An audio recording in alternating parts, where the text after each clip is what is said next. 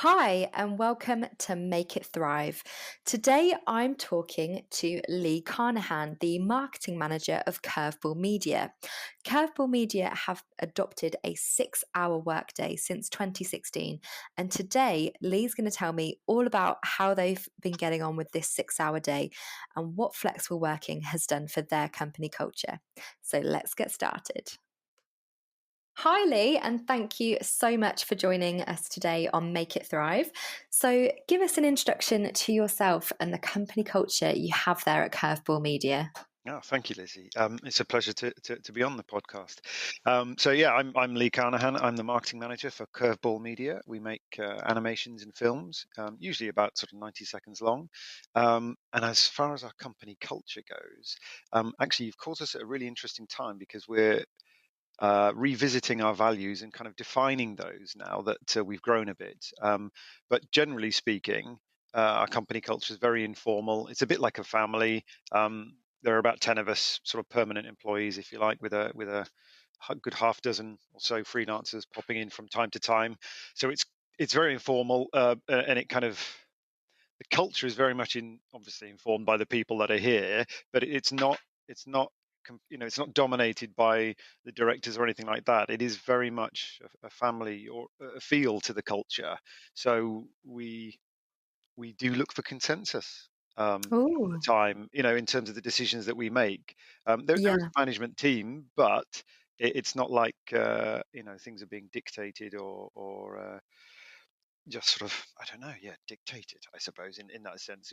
We are very conscious that we are like a family, and in that way, we want to have everyone on board, as much as we can with things. Yes, there are certain decisions, of course, that need to be taken by, the directors and stuff, but generally speaking, certainly in an operational sense, um, yeah, we look to have consensus, and we look for that. We invite everybody to, participate in how we work and why we should work in certain ways, and we're also, naturally, being creative people, we're always looking at that culture, um, from from a well-being point of view, but also from a productivity point of view, um, because that's part of us as curveball. We wouldn't be curveballers if you like, if we didn't Yeah. do things in a slightly different way or want to do things in a slightly different way. And we are very much like our name says, in that sense. We're always looking for different ways or different questions to put to ourselves to make us think about what we're doing and why we're doing it and how we're doing it. Which kind of, I guess some of the other questions I can see coming up is you're going to lead into that. Um, Absolutely. I love that, curveball, you are going around it a different way. And I think that's really interesting that, you've managed to not only, just sort of have that in your name, but you've actually acted upon it as well. And I talk to companies a lot about this, is not only having a vision, but is actually behaving by that vision as well. And that has to be ingrained into the company culture. yeah, absolutely. So it's so interesting because I know we met sort of many months. It feels like many months ago now. The time goes so quickly, but we met on a panel discussion about workplace wellbeing and company culture. And what really intrigued me is obviously you guys have had a 6 hour workday since 2016, Mm. and a lot of companies have trialed and played around with it. But what kind of made you guys decide on the 6 hour day compared to some of the other sort of flexible working models that are out there? Yeah, I mean that's a perfect place to start because it's it's an interesting answer in that it kind of sounds like, when we look back in hindsight, it kind of sounds like we very deliberately did this. I don't think that's actually the case. One of the people who used to work for us, Marie, uh, she was very interested in psychology, um, and well-being and productivity, and uh, she was doing a lot of research into, um, flexible working and other ways of working that would be beneficial for people within an organization as well as the organization itself. And um, she found that, yeah, by people were happier, more productive, essentially. The the more flexible, or if you like, the fewer hours that they worked. Mm. There's this idea that you can do the same amount of work in 8 or 9 hours that you can, sorry, the other way around. You can do the same amount of work in 6 hours as you can in 8 or 9. Absolutely, yeah. And but there's not a slight irony, but she didn't like coming in early, so I think she she went looking for an answer that that would help justify her saying, "Hey, can we have flexible start times, please?" And but we yeah, I wasn't here when it was instituted, so I can't tell you. My I can only report, if you like, on that Yeah, the Daniel and Ollie here, that they were very open to that, and just like, yeah, all right, let's think about this. Why do we work 8 hours anyway? And should we just switch to having flexible times, or shorter days, or whatever it is? It's what is this 8 hours thing about? So yeah, it wasn't like a very conscious decision to start with. Hey, we need to change the way we work. It yeah. it was an accidental discovery, almost, you could say. They're some of the best ones, though. Yeah, no, absolutely, but it triggered that conversation, and our curiosity is to ask the question, well, why are we doing this? No, seriously, why are we doing this? Yeah, yeah, definitely. In the media industry, there are very long hours, and sometimes that's held up as a badge of honor somehow. And it's like, well, does your Yeah. client actually care that you spent 25 hours doing this in a row, or how does that actually help you or them? Yeah. It doesn't a lot of the time. No, This is bonkers. So absolutely. No, that's it's very, very relevant. And I think, the thing is, I think too much in our society, we praise overworking when it's just so Mm, unhealthy for us. yeah, absolutely. Yeah, no, I get it. Like you said, I think we've said before, a lot of it is a hangover from the industrial age, where quite literally, Mm, if the factory owner could get an extra 100 people pumping out an extra 100 widgets per hour, he would make an extra 100, whatever, pounds per hour or something. Quite literally, you could yeah, force people to work longer and harder, and he would earn more money, not them necessarily. absolutely. Yeah. And then, of course, you get sort of certain professions, like the legal profession, in many instances, where they are literally charging you by the minute. So there is a Mm, perverse incentive for them to work as many minutes as they possibly can bill for. Uh, yeah. but even then, you think, okay, there's a financial incentive there, but actually, what happens to the quality of your advice after 12 hours of, you know, giving legal advice? It's not like it's dead simple, that kind of stuff, is it? No. It's very complex analytical thinking in that way. So I just, anyway, yeah, there is this still present in our culture, this idea that somehow, if you're not working long hours, it doesn't count. You're not actually working. It's like, Yeah. about what on earth, Absolutely. I think it's difficult as well because I think we're so used to things. Not a lot of us question why we do things. That's what I kind of really resonate with you guys is asking the why. Why do we always do it that way? Yeah, And I know a lot of companies, when it comes around flexible working, there's a lot of fear and maybe distrust in their own team. And perhaps that's why they sort of rear back from going, oh, actually, I'm not sure about that because is it going to get taken advantage of? yeah, How's that going to affect the work? There's so many sort of questions and trust issues around it.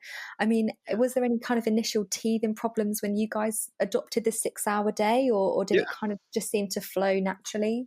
Yeah, no, no, absolutely there were. I mean, it wasn't something that we instituted overnight. It took, I think, a good 6 months to uh, research and review and think and discuss and figure out how and why we should do this, and in exactly, yeah, the exact format that it should take.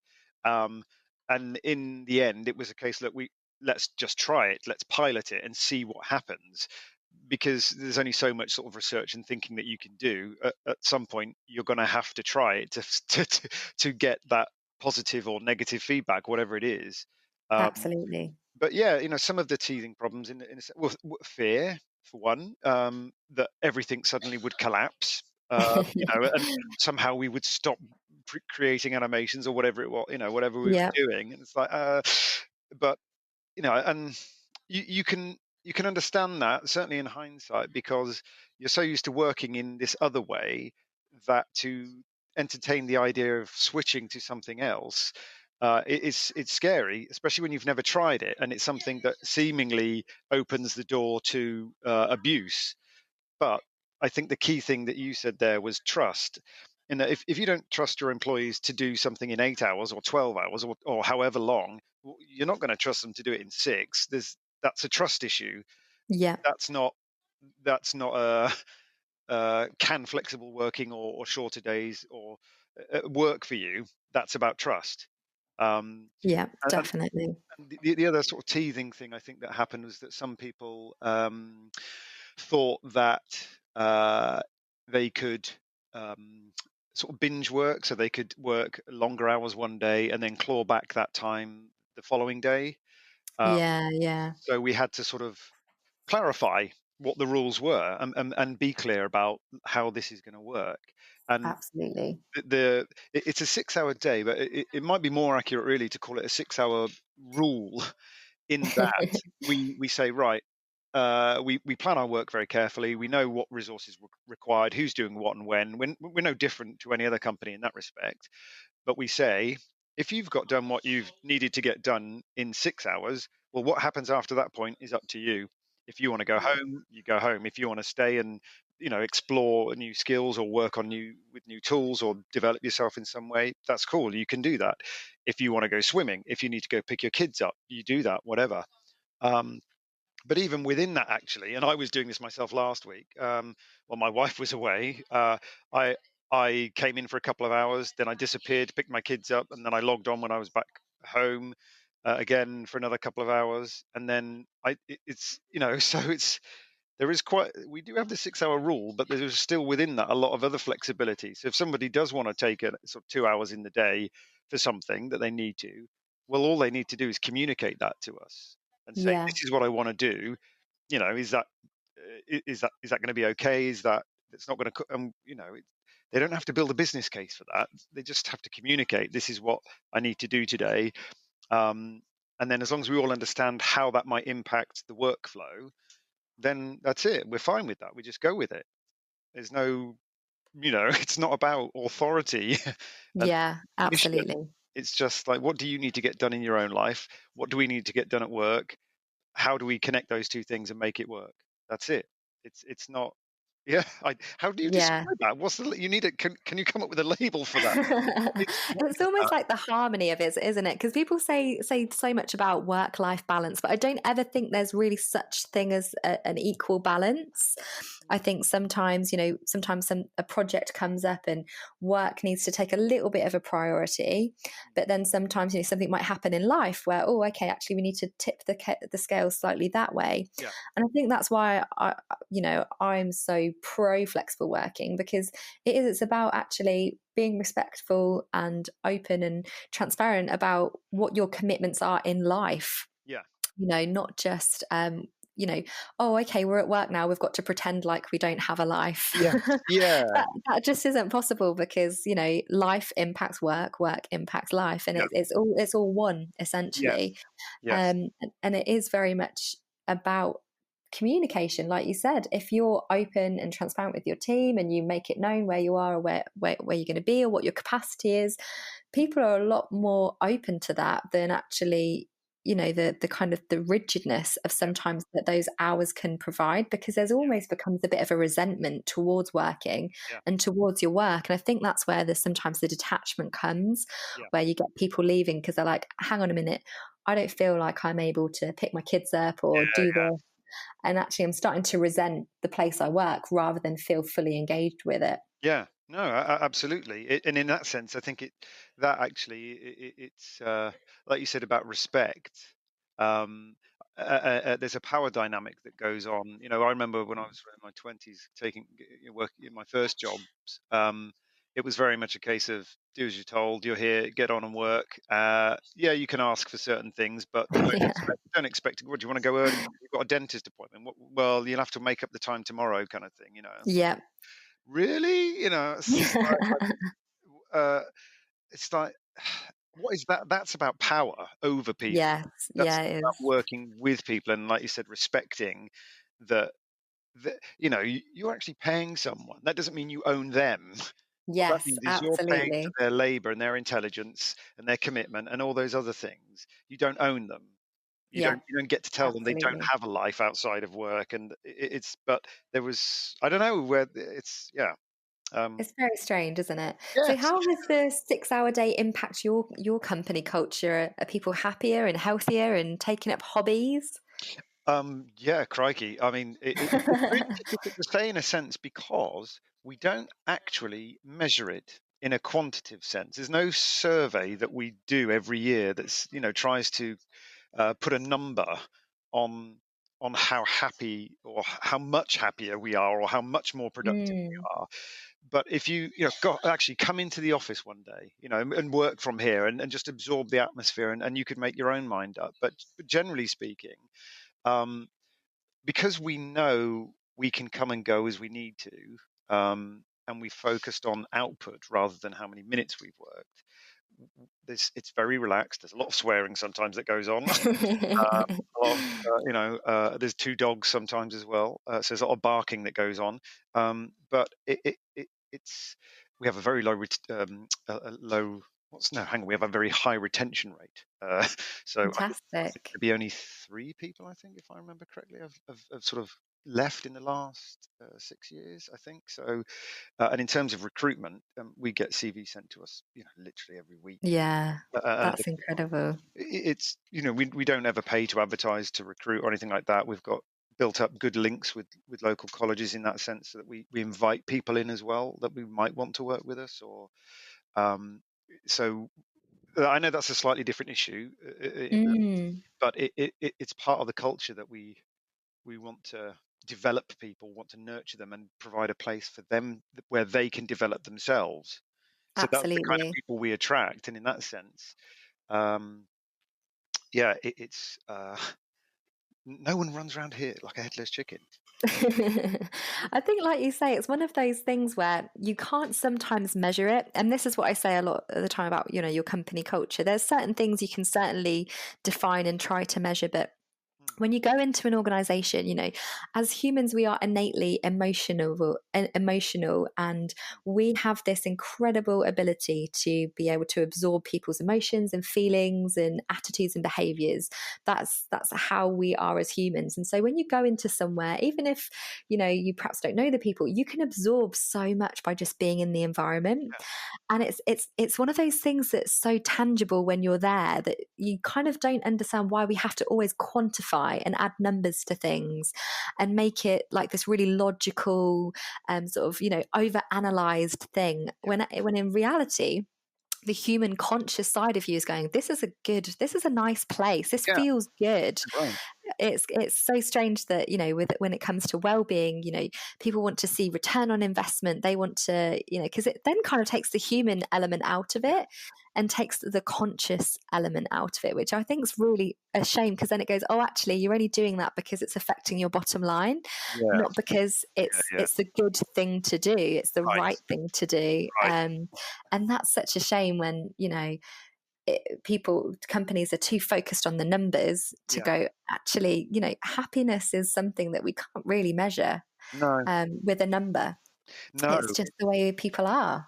Yeah, I'm glad you said that. Actually, you articulate. So I was having this conversation yesterday with a sort of peer called Emily, who works for another agency, who do have a what I would actually call a structured 6-hour day, at Maid agency here in Norwich, and we were talking about this. Well, even if certain companies implement a shorter day only because it helps their return on investment, is that a good thing? Is that a benefit? In what way is that helpful? And my take is more like you were saying, in that actually, you know what, do it because you think it's a good thing. Generally, morally, on principle, ethically, because it's a nice human thing to do. uh, Yeah, Rather than strictly because it's going to improve your bottom line. I mean, I don't think there's anything wrong in doing it for your bottom line, but if you go in only with that attitude, that's how you will judge it, and yeah, it then becomes defined by that rather than whether it's generally a good thing for people. uh, yeah, absolutely. that's your measure. The one thing we do measure, but I can tell you in terms of our profitability, I can flip this on its head a bit in that, um, having this sort of 6-hour rule, it's in no way affected our profitability at all. We've grown every single year since we've been in business, and I think we've just posted. I have to be careful now. I think we just posted our best profit or turnover, at least since we've been going. So it Fantastic. in no way is Yeah, negatively affecting us in a financial sense. So absolutely. take from that what you will. It's So do you think, I mean, when it comes to sort of, the 6-hour day or even other flexible working models, because there are actually so many out there, Mm, mm. what do you think it is that deters companies from adopting more flexible policies? Do you think it is because there's that correlation with the bottom line, or do you think it's more of a trust and a fear factor that kind of deters them? I think it's all three of those things at least. I mean, it could be all sorts of things, but it's definitely those three things. There's a fear of change and what that heralds, and it's a because yes, it's an operational initiative, but actually it's about culture. You can't just change the operational process of how you work without Mm, looking or addressing the values that people bring to their work and absolutely. the emotional understanding that they bring to their work and why they even turn up in the first place, and why they are more likely to be conscientious and do good work when they're actually at work instead of trying to secretly watch the clock and get away with browsing the internet while the boss is looking, or doing all those other sort of surreptitious things that you might be encouraged to do if someone is literally forcing you to just be at your desk for 12 hours a day, come what may. Um, Yeah, it's a myth to think that people are sitting there churning out work like that. They're not. They're doing all sorts of other things. But yeah, so I think fear, trust, fear of change. Uh, well, I suppose you could wrap that up into control in the sense yeah, we change. How will we keep control? How absolutely. But that comes into the values and the culture and the mindset of the people who are sort of leading that change. If they are of the mind that their employees are there, like as I said before, that they own their employees, then I don't know if it would ever work. Any kind of change would ever work for them because they've got the wrong mindset in the first place. They don't have a Absolutely. respect / relationship mindset. Uh, Yeah. but yeah, there are operational things that companies need to be mindful of. It's not like you can suddenly switch tomorrow to something. You need to think about it carefully, with how people work and how that impacts what you do and your profitability and your clients and obviously your employees as well. Because I think the Welcome Trust we're looking at. I think you probably read, didn't you, the Welcome Trust? Yes. Yeah. Um, That's incredible. we're looking at it, but I think I also read that they decided not to change to a 4-day week. So I think they're still doing a 5-day week at the moment. Um, Yeah. so I don't know if they're sort of in the background looking at other options like shorter working days and stuff. But I Yes. do know they do have flexible working already in place, so people can work from home, that kind of thing. Um, but I'm really curious to know as to why they didn't go for it. I couldn't tell you, but Yeah, definitely. You did pick up on something really interesting there as well, Lee, when you were talking about how, that presenteeism when people are at work, but they're not really at work. I mean, I've got a really interesting fact. In 2018, it was reported by the CIPD that presenteeism has tripled since 2010, with 86% of organizations reporting employees attending work when ill. So that's an astonishingly high number. mm, And I mean, I know I've worked in places previously where people have felt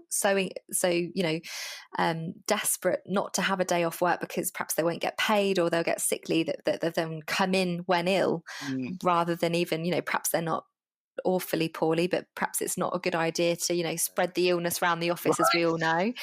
Um, the sniffles and sneezes spread diseases, as they say. yeah, yeah.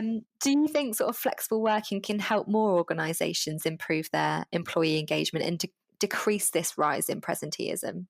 Yeah, certainly. Yeah, on the surface, for sure. Yeah, and in principle, definitely. Why wouldn't it? But again, I wonder if it is dependent on the culture of a workplace and their what's their starting view of flexible working to begin with. And I don't know if they were only looking at it from a point of view whereby how do we reduce presenteeism, or Uh, I don't know. It seems such a mechanical or transactional way to Yeah. view that. But yeah, flexible working. I think actually that should be the default. I think, is it still law at the moment, or whereby you have It's a to law, you put have to support? request it. Yeah. Right. See, I think that needs reversing. I think flexible working should be the default. If anything, your employer should, well, employee and employer. It's not okay either or. I think we need to work together always and say, okay, this is what you want to do. Um, let's see if that can work, rather than you need to prove this won't damage me kind of, Absolutely. or damage our business sort of mindset, which I could be the way I'm interpreting it, but it seems to be quite the onus is on, not demonstrating that what you're about to suggest is, or demonstrating that what you're, flexible, the request for flexible working is somehow not going to damage things. Yeah. Whereas, surely put this around the other way and think, well, how can Yeah. this benefit us? Or Yeah. or maybe it should just be the default to start with, that you're allowed to have flexible working. I don't know, especially if you live in London. I don't know. Have you ever lived in London, Lizzie? I can't I remember. haven't. Yeah, No, I haven't. I've worked in London, but I'm a country girl. I love the fresh air too much. yeah. Well, definitely don't go to London. But it's just, there when I lived there, most people are at least commuting for an hour, if not an hour and a half a day, either way. And you think, whatever form of transport you're on, that's bonkers. Yeah. That is utterly bonkers. If the default was flexible working, then you could potentially even eliminate rush hour, Yeah. and therefore the whole city benefits, because the transport's moving quicker. People are getting to where they need to be, in more efficiently, more effectively, and less stressed. Who wants? I'm not joking. It took an hour and a half to go 8 miles on a bus. It's just, Gosh. and that's just before work, and then you're supposed to turn up and do 8 hours, and then you think, oh, I've got another hour and a half on the bus on the way back, and it's just like, this is not good. Um, so yeah, in that, yeah, definitely flexible working, I think, can help presenteeism for sure. Yeah. Um, Brilliant.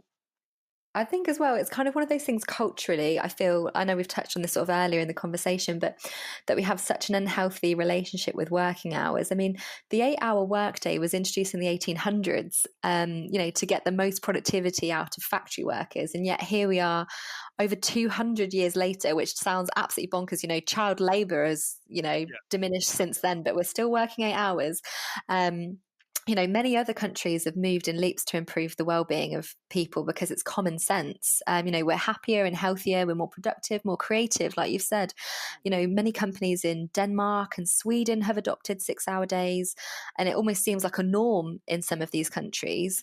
So it sometimes feels like the UK is slightly on the back foot of, in regards to culture and thinking differently about the workplace. So, do you think there's anything in particular that you think is holding us back in the UK when it comes to changing the workplace landscape?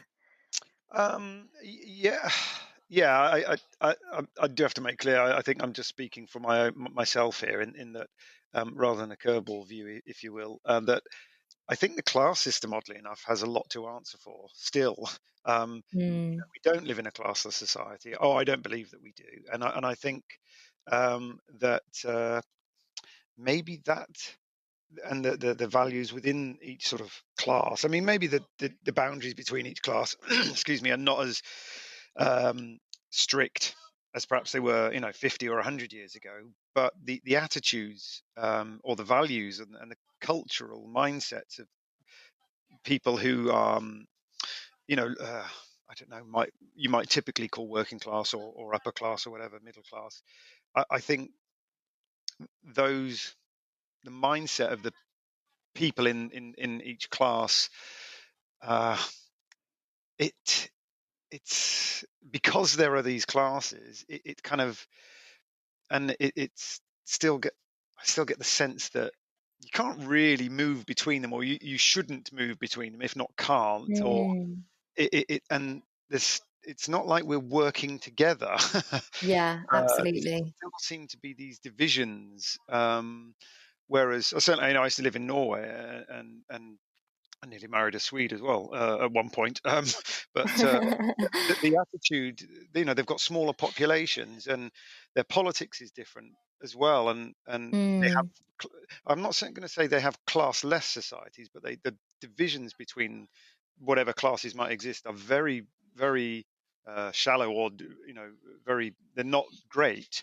And their politics demands that it's much more consensus-based politics as well. So you yeah. don't have these kind of trade unionists versus the business community. These kind of Yeah.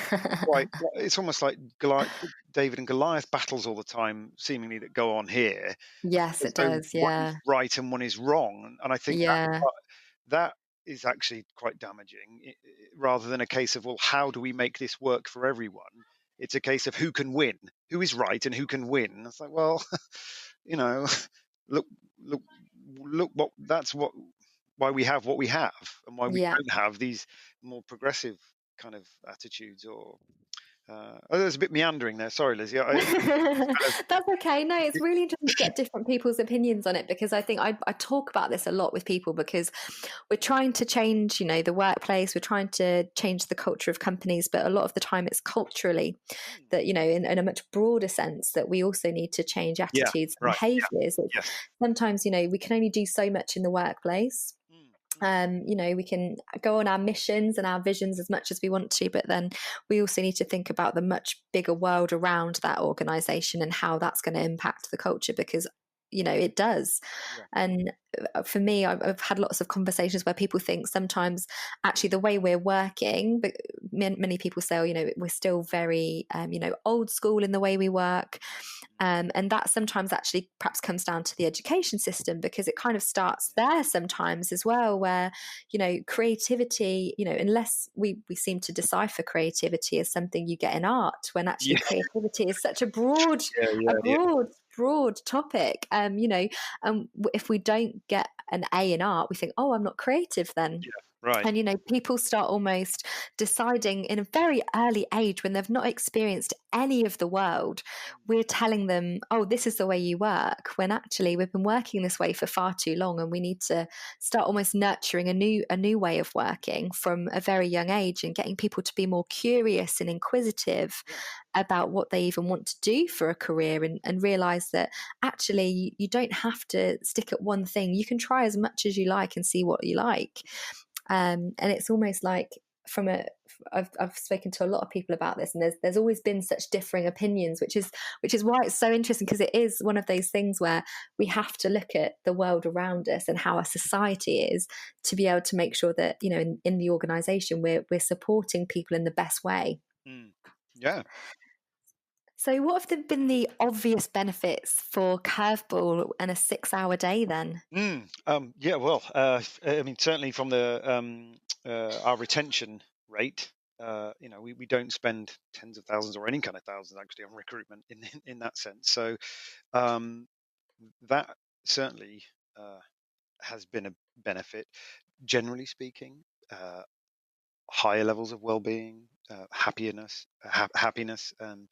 Our productivity hasn't been affected. We're still Fantastic. doing what we need to get done when we need to get done, and yeah, we could perhaps be more structured, or perhaps we could try and move to a more I don't want to call it, I don't want to say restricted, or but we could potentially try literally a 6-hour day where that's it, we come in at 10 and go at 4, and that's it, the same for everybody. But I think that would go against the idea that what we're trying to do is empower people to work Yeah. how they want to work, rather than dictate or say, no, you need to do this many hours. uh, Yeah. so uh, It's an agile approach, and I think that's yeah. futuristic. I think the agile approach is, I think it benefits people more than being perhaps overly structured. Yeah, well, we're open to the idea that maybe we need to try different things. It's not that we wouldn't, but I think one of our values is empowering people. We want to bring ourselves to life at work, Yes, and not love that. it's so if and that we've been able to do that. I think with what we've done, and we do that every day, because people don't come in here and sit there with their head down, or everyone interacts with each other, and to varying degrees, but we don't have a space where certain people just come in, get their head down, and then go away again and not interact with anybody else. It's Mm. in that sense, we've created an environment. The benefit, what we've created is an environment where people can come in and be themselves, and then feel empowered and have the support to work how they want to work. Um, and that, I think, actually, that is probably the main reason why we don't have such, in any sense, a high turnover rate of staff at all. It's almost the reverse. Uh, Mm. and that's probably the greatest benefit because we can't measure the happiness level, but all I can say Yeah. is that we're happy. I'm not suggesting we're all bouncing off the walls every day. We're not.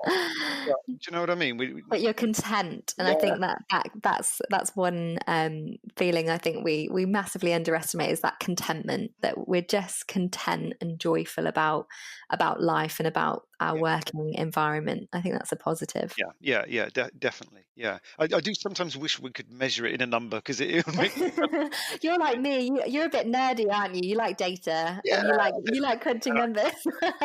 I wish I could, but I would feel, I couldn't ever Yeah. say that number, because then it would undermine everything else I've just said. So it's like, no, don't put it in a number. That's not the. Yeah, it's strange. It is strange how we'd love that. We look, because we kind of love data and statistics, but then we're trying to take out of the control element of that, aren't we? Because it almost feels safe to have a number, I Yes, suppose. And exactly. trusting our instinct sometimes feels like it's going to make us go astray. But in reality, we're human, and we know if it works and we know if it doesn't. Yes, exactly. Yeah, that's a really good point, actually, about trusting your instincts here, because what we were saying about teething problems, or what deters other companies from Mm, implementing change. And I think a lot of them want to see a number, or some yeah. kind of empirical evidence that this will work.